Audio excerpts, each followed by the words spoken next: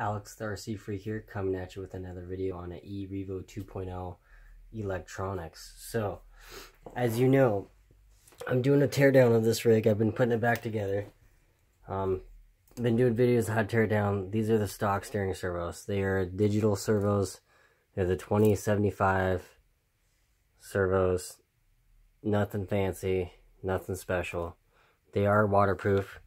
They're 125 ounces of torque each, so it's 250 ounces total. That's not very much. So I got a surprise for you. Bam! Savox 1230 SG. It's SA 1230 SG is the actual number of the servo.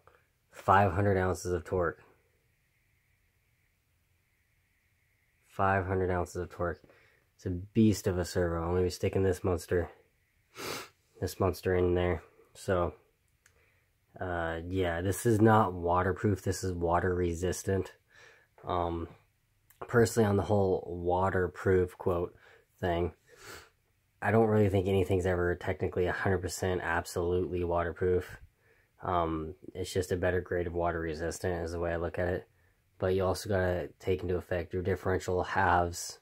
Your transmission case halves are not waterproof. So if you drive in water and you do a lot of that stuff, just keep in mind that that stuff isn't waterproof. So moisture and water can get in between those cracks and cause some issues down the road if it's not dealt with quickly. So just another note, this is for the speed control wire. This was plugged into channel 3 on my receiver. This is why it's important to take apart your RC vehicle. It really is important, because this was in channel 3, so it wouldn't even have turned on. It may have turned on, but it wouldn't have been able to have any throttle response, because channel 2 is for the throttle or speed control. So just stating that. What else was I going to say? Oh, yeah. So, I want to show you guys a surprise here. So, this is a servo extension, okay? Just like, I think it's like a 5-inch or something, maybe like a 6 or 8-inch.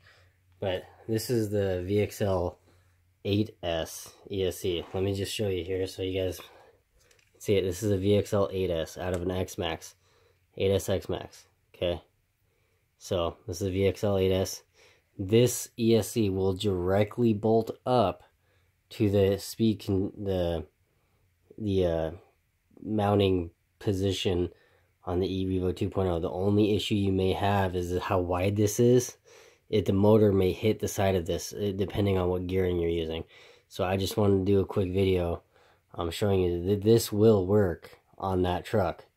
I don't know if I'm going to try this. The servo, and this, you will need a servo extension because this isn't very long, obviously. It's not very long, so that's why you'll need a servo extension like this to correctly install it. But yeah, that's just a FYI in case if anyone's wondering. It will fit. But this is the truck so far. What I got done, I gotta put the rockers on. I dyed the chassis black, put the wheelie bar on it. I'm about ready to put this in it, so I'm pretty excited. But yeah, I just want to do a quick video kind of on electronics, what I'm doing.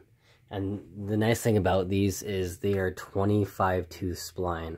So the Savox uses 25 tooth spline. So does Futaba.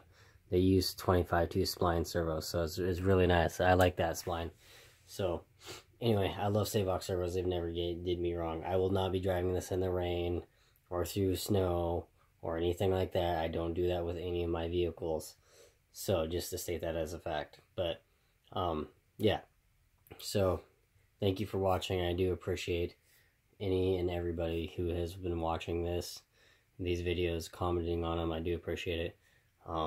Yeah, so anywho, I'm gonna have a few surprises coming up more on this, so you guys stay tuned. You know, I'll be more than happy to do videos on them. I didn't really do a whole lot of videos of putting it together because it goes together the same way it came apart. So you know, but this is a truck. It's pretty easy, pretty simple to do. You know, the motor The only thing I have to say is this motor right here. Let me just get a little better view here. This is a perfect view. So right here, this is the back of the motor. Right here, let's see if I can get you a better light here. All right, so right there, if you notice, see how close it is right there? You gotta take off the you gotta take out the transmission to get the motor out. This motor won't slide out unless you maybe slide it, unless you rotate this motor really far over, but with the receiver box in. I don't know if that's really possible. So you have to remove the receiver box, rotate this motor really far out here, and that way, and slide it back. Because with the receiver box, you don't have enough movement, or space, I guess you could say. So, just a quick note for you. But anyway, yeah, other than that, this thing's coming along pretty nicely, I have to say, in my opinion.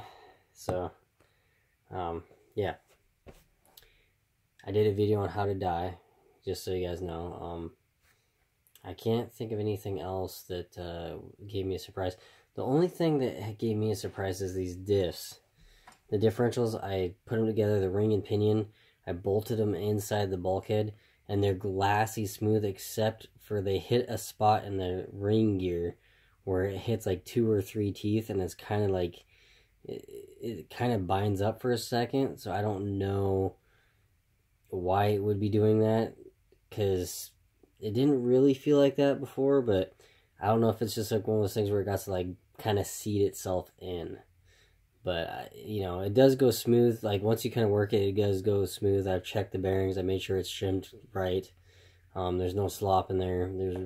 So, I don't know. I'm going to run it really easy the first run.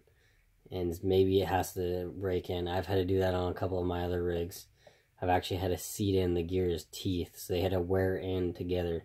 So that's about the only thing I can say about this truck right now that's concerning me. But it's not like a super bad bind where it locks up. It's just barely even a freckle of a bind, where it just barely, like, you feel like a little catch or something. Just barely. So it's not like major at all, not even the slightest bit. So that's about the only complaint I have. My X-Max 8S was doing the same thing.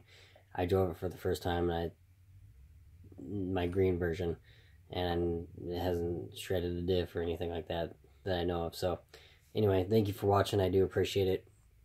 Now I'll keep this thing going. Yeah, I'll keep you guys posted. Alright, Alex RC Freak out. Peace.